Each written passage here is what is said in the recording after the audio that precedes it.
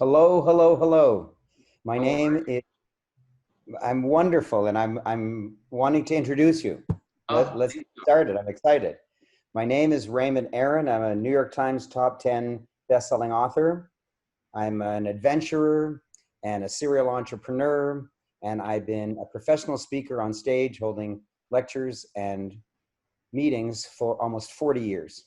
But none of that is relevant because I've just received a significant promotion. I am now the introducer, and I'm the introducer of a dear friend of mine, Meir Ezra, who is an inventor, a multi-deca millionaire by age 31. He is a dazzlingly brilliant teacher and has wisdom beyond what I ever could have imagined. I met Meir about 10 years ago, and I was startled by what he knew. And I challenged him and said, well, you can't say something like this always happens or this never happens. And I tried to challenge him. I tried to find counterexamples. I'm myself a scientist. I graduated as a physicist, so I'm trained to look for counterexamples and errors in someone's thesis. And I couldn't. And yet the wisdom he had, I'd never heard of before. It's like a whole new world that I'd never known before. Graduating as a physicist, I knew the physical universe really well. Turns out there's another whole universe, spiritual universe, that I didn't know much about. I thought it was religion. And Meir taught me this and introduced me to teachings that I'd never heard of before. And I'm dazzled by it. So I'm honored to interview you, Meir. So please say hello to our wonderful audience. Hey, hi, thank you. And you know what? We had a similar experience because when I met you, I knew that there are lots of very, very powerful speakers and people that can recognize truth. And you were a cut above. And that was quite amazing for me too. So we had a very similar experience. Well, you have extraordinary wisdom in your many areas of expertise. And thank you for saying that I have some wisdom in mine. And that's probably why we were attracted to each other. And so I've got some questions for you that are not easy. I have decided to challenge you with some toughies. No problem. You ready? Okay. Yes. No softballs. This is unfortunately an American metaphor. No softballs. It's going to be only hardballs. So here we go. So you're extraordinary. You've made an enormous, enormous amount of money by age 31.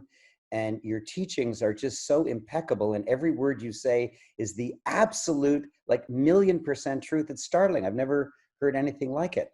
And so my question is, were you born this way? Like, did you just come amazing? Like, there's other people who came amazing, like people we know of, like Abraham Lincoln and Nelson Mandela. You know, there are people who just shine, and they must have come that way. But if you came that way, then there's no hope for the rest of us. Like either you're born with the lucky star or you're not. So if you weren't just born that way, then when did it happen? Did it happen at age 2? Did you swallow a pill at age 9? Like, what happened? Did you come with it, or did you make it?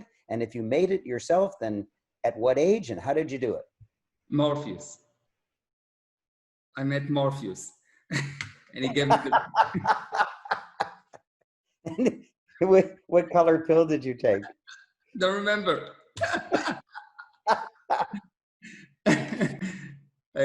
Actually, it's a combination. First of all, the good news is everyone is like that. I really want to say that I'm special and but it's not true. It's really not true. Everyone has this ability, and over the years, you actually add these abilities. You're born with all the abilities, and over the years, you add layers and layers of lies that hide you from you. Wow. So if you look at yourself as a baby, as a child, you will see that you knew, and you are quite startled to hear from adults that told you you don't know. And I think the only difference between me and some other people is I was less susceptible to accepting this answer of you don't know, And I was just saying, no, I know, I know, I know. And I just didn't accept it. I didn't hear. I had the hearing problem probably. So every parent says repeatedly, maybe thousands of times, don't go that far. Stay near me. No, don't do that. No, you'll hurt your hand if you do that. No, you have to do this. You must vote. You must not do that. Be careful when you drive. Don't go over the speed limit. And so we get all these negative commands that restrict us. Yeah. And you just decided at age, I don't know, one day that you're not going to listen to that. Well, Yeah. how did you do that? So how did I do that was really interesting because I remember one thing that happened that was really fascinating for me. When I was 2 years old, I remember a discussion that my parents had, and they were fighting about something. And I was really looking at that, and I said, I remember that I said, they're both right, and they both make the other person wrong. I had this thing in my mind. I remember the discussion like it is today. And at that moment, I decided that the effort to be right is what will make me wrong. So I didn't try to be right with others or with myself. When someone told me, you don't know, I said, good, thank you for telling me. And I didn't take anything out of it. It was, I knew that what they say is not what they mean. I just knew from this discussion, I had this thing, I knew it's not true. I just knew it's not true. And I had this realization that there is no right and wrong. There is a confusion between the word truth, right, wrong. There's a massive confusion. People think that truth is right. Truth is not right. If I'll tell you the truth for 20 minutes about anyone in the street, they will go and kill themselves. People will kill themselves if I'll tell them the truth about them, yes? So the truth is not right. And right is not right or wrong. Right is only right. Right is only right. But most people think that in order to be right, someone needs to be wrong. And I had this realization because I saw they're both right, that right is only right. But yet people confuse it and make others wrong to make them right. Exactly. I realized that right is only right, which means I could have endless amount of viewpoint without changing mine. Yes. And I'll tell you how I learned from you and what I changed. Before I met you, if a student repeatedly didn't understand what I was saying, I would make them wrong. I would say, oh my gosh, they don't understand. They don't even know basic words. I'm explaining it so clearly. I've explained it 5 different ways. What the hell's wrong with them? And what you explained to me was that it's the teacher's responsibility. So if I've explained it 5 times and the student doesn't understand, then I've explained it 5 times badly. So wake up, Raymond, and explain it correctly. And suddenly, all of my upset, not anger, but all of my anxiety or frustration or negativity that I put on the heads of my students who were slow went. They just went. Because if they said, I understand, I said to myself, not, boy, they're wrong, and not, I'm wrong. I just said, well, let me do it again. So I didn't make anybody wrong. I felt wildly better. And I was right and they were right. I was right that I didn't explain it well. They were right that they didn't understand it. Nobody was wrong. Everybody was happy. But I changed enormously because I used to have anxiety on stage when I was teaching. So I really appreciate it. I really, really appreciate it. But I learned that. And many times people compliment me on how patient I am. And I take the credit for it, but it's actually from It's you. true, and it's true. It's true. You should. Yes. Because yes. it's your decision. It's not mine. I know where it came from. No, the truth is, it was there. It was there. Otherwise, you wouldn't actually have it. It was there. You just had something that someone told you that was not yours. I see. and It's you helped me re re-attain the knowledge that I came with. yeah. I just removed someone else. I help you to say, oh, that's not me and this is me, because you selected who is you. And you found that you are actually that, because you cannot do anything that is wrong. There is only right. This is so fascinating that there is only right. I say it in many ways. I say that you need to be right and wrong with the same level of enthusiasm. There is only right. And when there is wrong, it's not you. Seriously, I know it sounds almost like an excuse, but when it's wrong, it's not you, which means you need to remove it. And when you find underneath that lie is something beautiful, that's like what you're describing. Well, I want to go back to something you said as if it's obvious. You need to be right or wrong with equal enthusiasm. You need to win or lose with equal enthusiasm. You need to attain the goal or not attain the goal with equal enthusiasm. You say it as if everybody knows it, but I'll tell you, when I first heard it from you 10 years ago, I said, what are you, nuts? It's of course better to attain the goal. It's of course better to win. And what I realized is if you make winning better than losing, then you have to feel bad and you have to put yourself down and you have to be wrong when you lose. Yeah. And if you set a difficult goal and you don't attain it, then you have to feel really bad.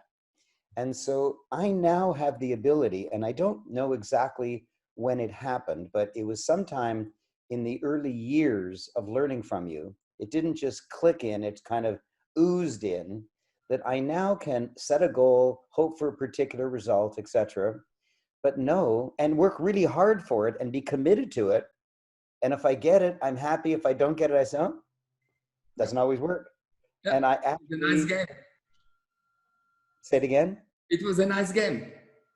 Yes, it's a game. And because you've taught my wonderful wife, Karen, and because you've taught my incredible daughter, Emma, we all can play that game now. And we just, like, yesterday, Karen and I went for a run. I haven't run in 40 years. And went for a run.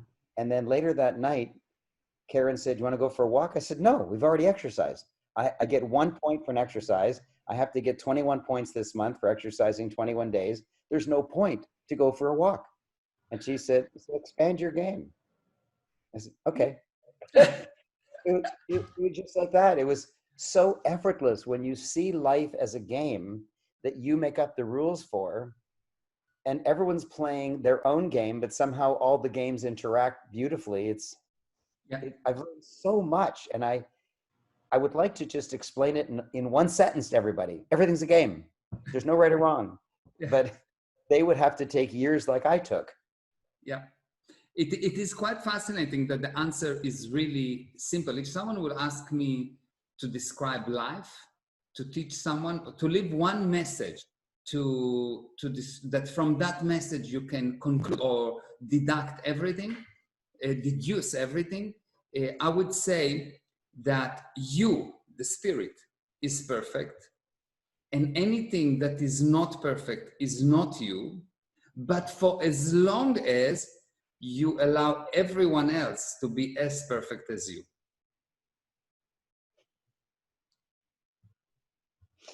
If you get that, you understood everything there is to know, and there will be no pain for you, and you will be, once you see that, you actually melt. Like you can take the worst murderer, and if you really have that viewpoint, he will melt in front of your eyes. He will be in tears, and he will change his life, and he will stop being a murderer just by that. Wow. Wow. Yeah. I'll tell you how I implement that in my life and also in my teaching. I teach, and this all comes from you. Mm-hmm. I say that if you have one viewpoint, like Democrats are always right, and everyone who's a Republican is always wrong, or tall people are always right, or blonde women are beautiful, or something. If you have That's an one, exception. that's different. Yes. If you have one viewpoint, then you're like an oak tree, a very solid oak tree that will just crack and fall over in any wind, because an oak tree is okay as long as there's no wind. Mm. So a willow can sustain gigantic wind because it's supple, it goes back and forth. And so if you have one viewpoint, you might as well be dead, Yeah. because you could never be appropriate except by fluke or by accident. It's like a broken clock is correct twice a day. It's that Yeah. kind of thing. Yeah. And one viewpoint is correct once in a lifetime, maybe. Yeah, exactly. A broken clock is better because it's twice per day. So then I say a really valid definition of God is infinite viewpoints. Like, God doesn't get upset. You can say, God, you're too tall, or your nose is too big, or whatever. God's not going to say, oh, I'm horrified you said that. And so dead is one viewpoint.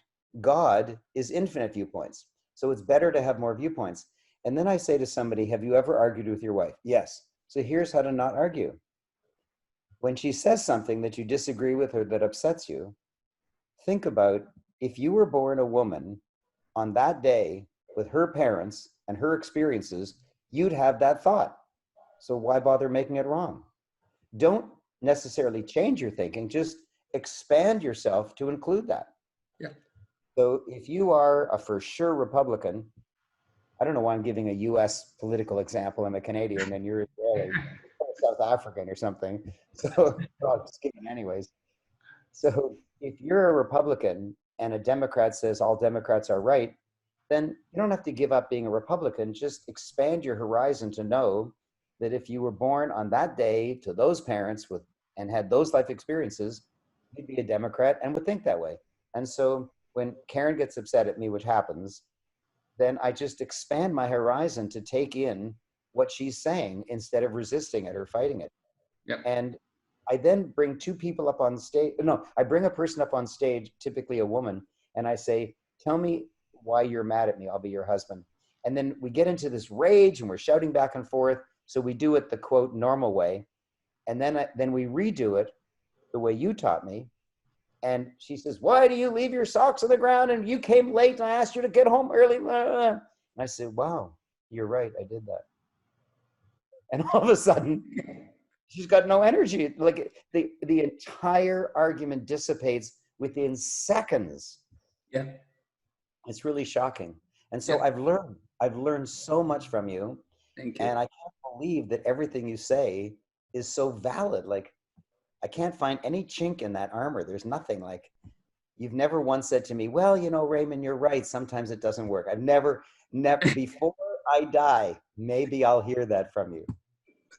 I always say there's one exception, your wife. The wife is an exception. Everything that I say is not true for the wife. But otherwise, it always works. Well, not only do I love you, but my wife and my amazing daughter love you. And I love them. Yeah. And Emma is wow. Emma is, I met Emma when she was 14, I think.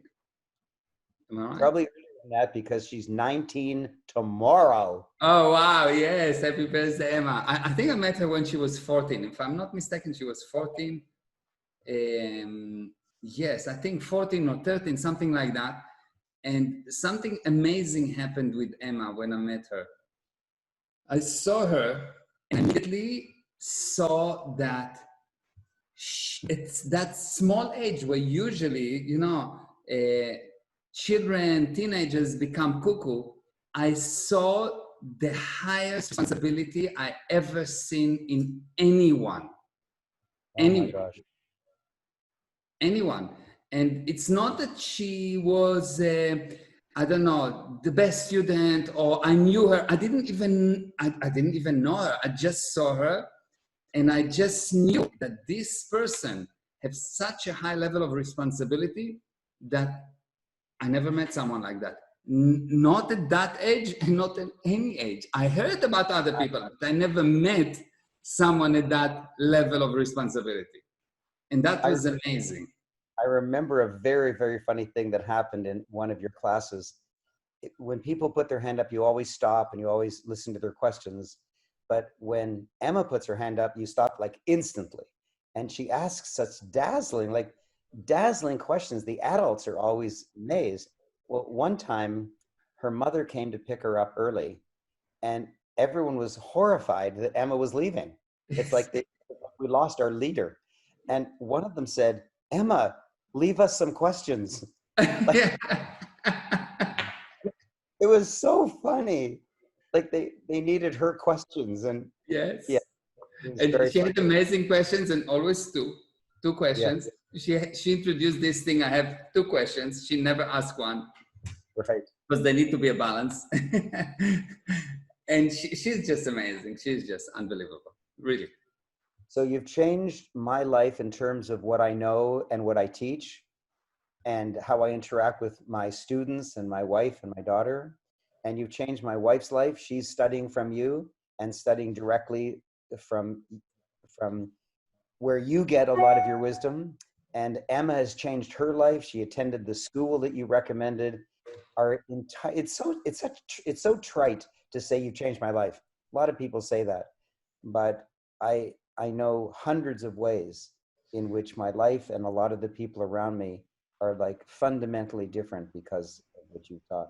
Anyways, there's an important thing that you want to talk about. There's some reason for this gathering.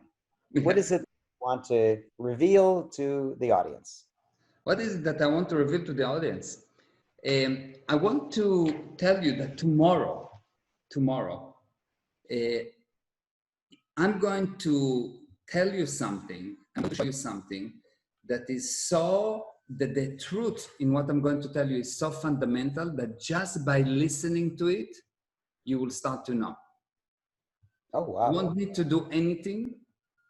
If you will just listen to those things, even without understanding them, wow, you will know, because it's so innate in the spirit, and it's something that's sitting there that you mustn't know. That once I tell you that, you will know that you know, and that sequence of data will actually get you to release something that will improve your life immediately. You won't know how, why, but you will hear it, and it will change. Hear it again and again and again. There will be a removal of more nonsense, what I call fake reality. Fake reality is a piece of information you are 100% sure is use it doesn't bring the expected result. So it will remove automatically fake reality, not all the mechanism of going and understanding and not the gradient scale. It is just automatic deletion of fake reality. I'm going to deliver a webinar tomorrow at 3 p.m. Eastern Standard Time. Webinar is irrelevant. It's just really irrelevant. It's called The Path to You. But it's really irrelevant. Meir, your audio was badly distorted.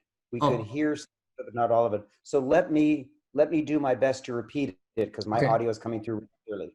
You're going to teach something tomorrow. Now, tomorrow means Sunday, June 21. Mm-hmm. Sunday, June 21 at 3 p.m. Eastern Time for probably 1.5 or 2 hours. And what you're going to learn is so powerful that just the hearing of it, maybe you don't even understand it fully. Maybe you're even skeptical as heck and don't want to listen to it or don't want to hear it, but just the hearing of it will remove so much fake reality that you will be different. You will be more capable. You will be more productive. You will be wiser. You'll be able to produce better results just from the release of the fake reality. That means things that you're sure are right, but because they don't produce the result you want, they're not right. Yeah, and that's tomorrow, and it's at 3 p.m. Eastern Standard Time. It is 9 p.m. Southern Time and 10 p.m. Israel time, and it's free, totally free. But I promise you, it's not easy. If you want to come, just listen. Don't come, because you got to come and listen and work. What do I mean work? It's an interactive webinar. You talk to me. Why do I need you to work? Because if I will ask you to inhale, let's say I'll ask you to inhale, and you'll do inhale for 10 seconds, 30 seconds, 1 minute. After 1 minute, you will have to exhale. When someone talks to you, you are inhaling information. At one point, you will have to exhale. So in my webinars, I allow you, or not allow you, I want you, I almost demand, I almost force you to talk to me through the chat. So there is a discussion. So you actually get the value of the data. Otherwise, you won't. So I'm going to tell you things that are so important that you will have to talk about them. Because the purpose is to deleting, and when you delete, you get paid. So when you will type, when you will talk about them, they will go away. Meir, your audio was really bad that time, so let me do my best to fill in what you said, okay? One second, I want to... it's on purpose because I love the way that you explain it. So both you and I caused the audio distortion. Exactly. Okay. Okay. So what Meir said is, it's free, and these things will automatically happen. The release of fake reality will go, but you need to work. And what he means by work is, you have to breathe in. That means you have to receive. That means Meir speaks and you digest, you receive. But you actually have to deliver also, because like breath, you have to breathe in and breathe out. You can't just keep breathing in. When you throw a ball up, it can't just keep going up. A tree, when you plant the seed, it can't just keep growing up. It also has to die. Everything has to come in twos in the physical universe. And so you breathe in, not just air, but also wisdom from Meir. And then you have to breathe out. You have to express yourself. Otherwise, you'll implode. And so he's requiring you in tomorrow's webinar, which will have perfect audio, to do the drill.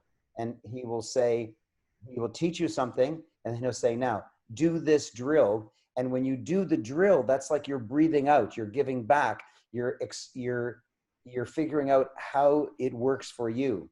And so then he'll teach you more, and then you'll reply, and then he'll teach you more, and then you'll reply. And it's that interaction, that duality, that is what works. And the reason you didn't like your professors at university is they only wanted to breathe out, and they only wanted you to breathe in. So for 1 hour, they talked and they talked and they talked, and you sat there breathing in their knowledge and hating it. Everybody hates their physics. They talk you.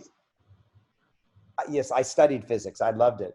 But most people hated their professors at university because they didn't breathe out. They didn't participate. They weren't allowed to communicate. Anyways, that's what he... Yeah, thank you. Yeah, as I said, I love the way that you explain, because it's really amazing how you explain. You are such a good teacher. Amazing, amazing, amazing, amazing, amazing. I love hearing you. It's really amazing. I love hearing you. Hold on. Let me turn the distortion on again. No, not this part. That's the good part. You cannot repeat that part. No. Okay, so how did they get the link? Slowly. They go to www.meirezra.com/yoga. And if you're on Instagram, if you're watching us on Instagram, it's on my bio. And I will also write it on the chat. Let me just write it quickly on the chat for meirezra.com/yoga. So I will put it on the chat. So if you are on Facebook, on YouTube, on Twitter, you will see that on the chat. Yes, and Margaret, you typed it in, and Facebook user also typed it in, and Swapna, so we've got the link many times. So meirezra.com/yoga. And if you see it on YouTube where there is no chat, MEIREZRA if you're American, or EZRA if you're in the British Commonwealth, meirezra.com/yoga. Exactly. Wonderful, wonderful, wonderful, wonderful. Yeah, and if you're just watching the webinar or the Facebook Live or the recording, and you want to follow me on Meir Ezra Official on Instagram. And if you have any question, anything, any problem you have, write to me. I always answer. It's not someone else. I always answer. I'm always going to give you an answer. You're not necessarily going to like the answer, but it will be effective. That I can promise you.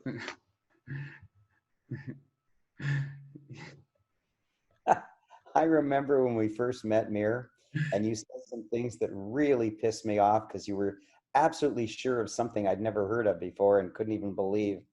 And we met from 10 p.m. till 2 a.m., 4 hours every night for 2 weeks until I gave up. And I said, okay, I can't find any problem with it. Can't find any armor. I give in. I love you. I'll follow you. I want to learn from you.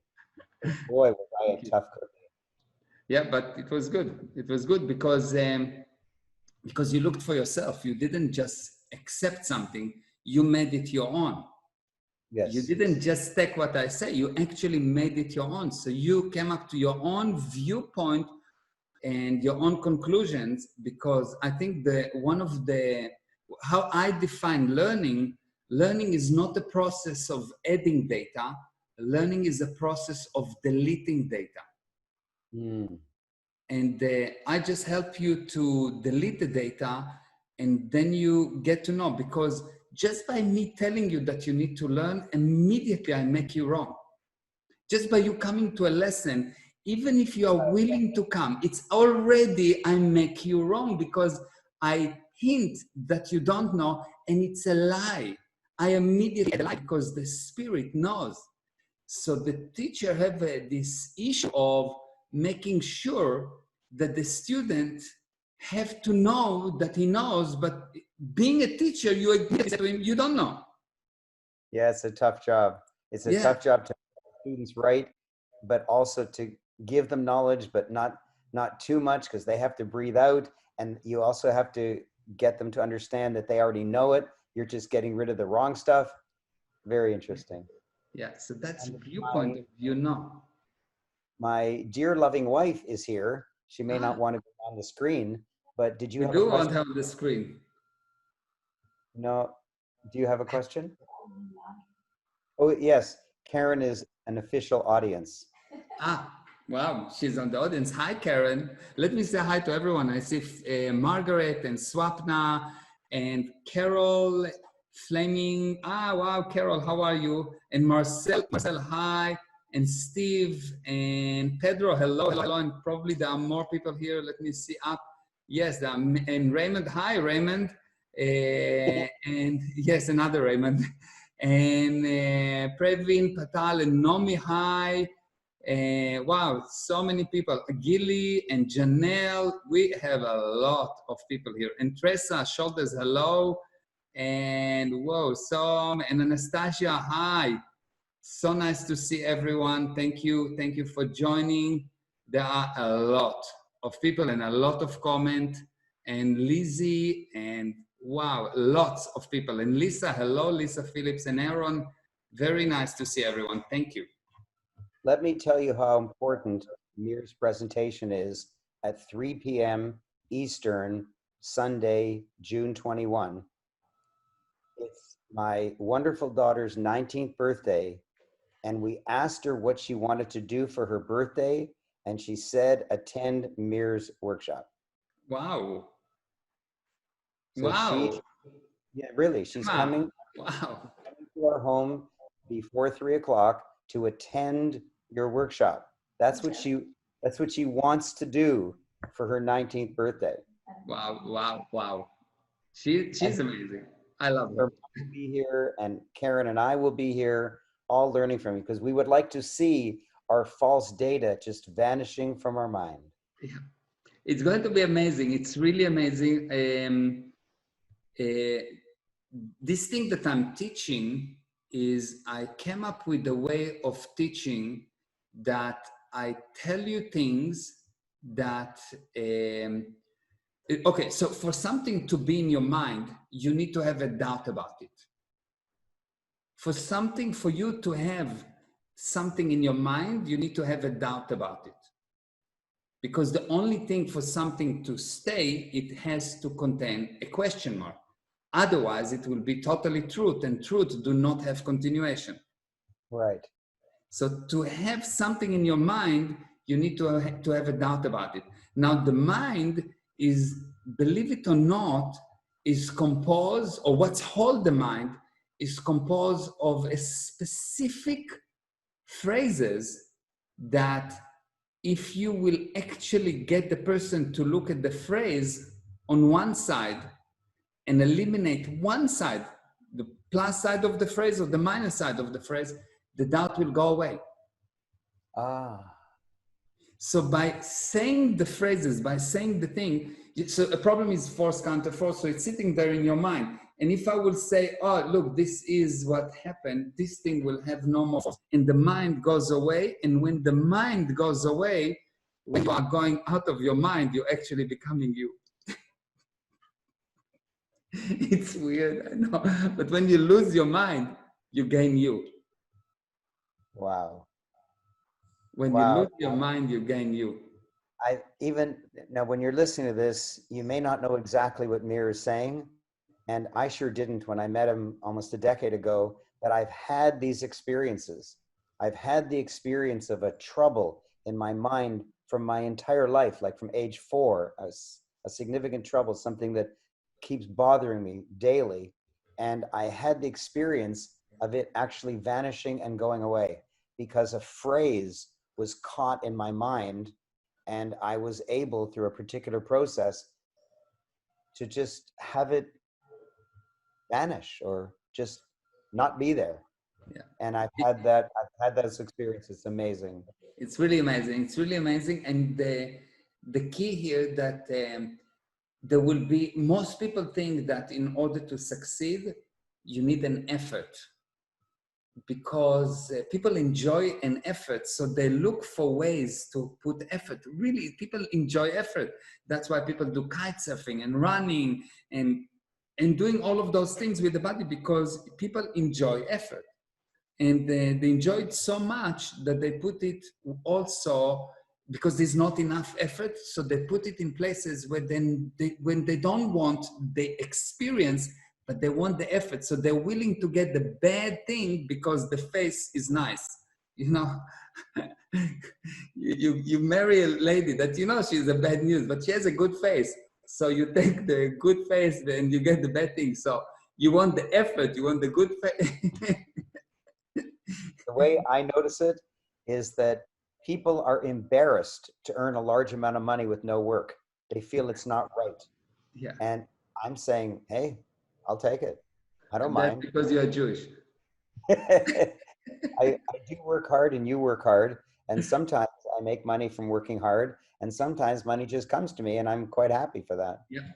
So the key here is that effort is so important for a person that is willing to take all the pain. And when you play a game, you're willing to run and train and do all those things and to endanger your body for the effort. But because you don't do enough effort, you start to put effort on bad stuff. You just push against bad stuff, so you have effort. So the way to release this thing is to get you to put more effort on other things that you want to make. Because you have a lack of problems, a lack of effort, problem is not the right way, but just I will use problem. It's more correct is lack of barriers, but I think people will understand more problems. So you have lack of problems. You need to become a radar for problems, where right now you are radars for no problem. And the less problem you will have, the worse you will get. Yes, and the example is a spoiled kid. Yeah. If the parents do everything for the kid has no strength.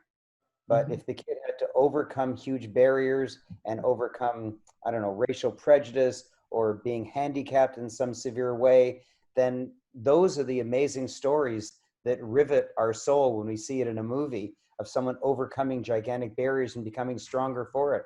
And every person who breaks the 4-minute mile, who conquers Everest, who walks on the moon, they all of them say, I'm an ordinary person who just did an extraordinary thing. They never say, well, I did it because I was so amazing. Nobody, and it's not humility, it's that they looked for barriers, gigantic barriers, and overcame them. Yes. Yeah. Yeah. Yes. Everybody wants no barriers. Everybody wants no problems. Well, there's a cemetery nearby where nobody's got a problem. Actually, a problem is an indication of no problem. Like hate is an indication of love. Love comes before hate. pain is indication of pleasure. Pleasure comes before pain. You cannot have pain if you never had pleasure. So you cannot have a no remote. You first need to have the remote, then you can lose it. You cannot lose a no remote. So plus, plus come always before the minus. The good always come before the bad. So bad, if you actually look at that, is just telling you, look, there is so much good. Are you willing to look at the good? Or do you need more of the bad? Because if you need more of the bad, it's just because you didn't look at the good. And if you look at the good, there will not be bad for you. There is only good, and bad is created. It's free. It's tomorrow. If you're watching it today, it's June 21, the longest day of the year. And it's 3 p.m. Eastern time. And it's Emma's birthday. And it's Emma's birthday, and she'll be there, so she can be a sidekick, she can be a fellow audience member with you. And it's Meir Ezra, MEirEzra, MeirEzra.com/yoga, YOGA. Tune in, enjoy it, and your false data will just go away. And all you have to do is listen, even if you don't believe it, even if you're skeptical, you have to listen and do the drill. Listen and do the drill. And Meir says it's not going to be easy, but the reward will be gigantic. Thank you. Thank you. MeirEzra.com/yoga. Yes, thank you very much, Raymond. You are amazing. I love you. I admire you. I am so happy you're in my life. All your family. Yes, yes. And we feel exactly the same about you and your family. In fact, our daughters call each other sisters. They went to the same school. Like, can you believe it? And we're roommates. And yes. Yes. Unbelievable. Thank you. And we'll Thank see you. you. We'll see you within 24 hours. I love you. Okay, I love you. Bye, bye, bye. Bye bye.